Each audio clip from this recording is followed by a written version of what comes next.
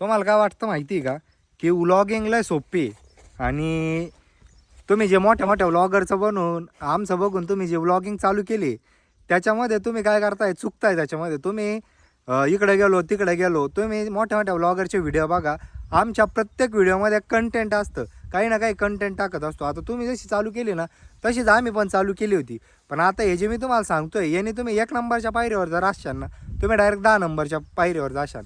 म्हणजे बोलतात सगळे, तुम्ही थोडंसं वेगळं बोलण्याचा ट्राय करा. काहीतरी हुक लाईन टाका, तुम्ही काहीतरी कंटेंट टाका. आणि आता जे फेमस झालेले व्लॉगर आहे, जे आमच्या कम्युनिटीत उठते बसते, ते काय करते, म्हणजे आमचा एखादा व्हिडिओ व्हायरल गेला का, ते ॲज इट इज त्याला कॉपी करते. तुम्ही कॉपी करता, तुमचं बघून 10 जण कॉपी करते. मग त्या व्हिडिओला व्हॅल्यू राहत नाही. बघणारी जी ऑडियन्स आहे तो व्हिडिओ ती बघत नाही.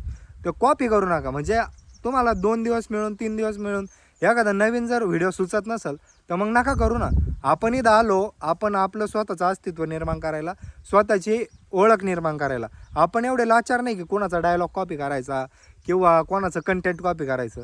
स्वतःचं ओरिजिनल कंटेंट टाका, स्वतःचा ओरिजिनल व्हिडिओ बनवा, काहीतरी व्यवस्थित सुचवा. 2 दिवस मिळून 3 दिवस मिळून व्हिडिओ टाका, काही विषय नाही. एकदम क्वालिटी. आणि असं म्हणत असं ना आता की कोणी म्हणन की फॉलोवर येणार नाही. फॉलोवर येणार, लोकांकडे वेळ आहे, लोकांना बघायचं आहे. फक्त मी उठलो, झोपलो, पडलो हे बघायचं नाही. काहीतरी कंटेंट टाका, सोबत सक्सेस हो, टॉपला सगळे सोबत भेटू, संपला विषय.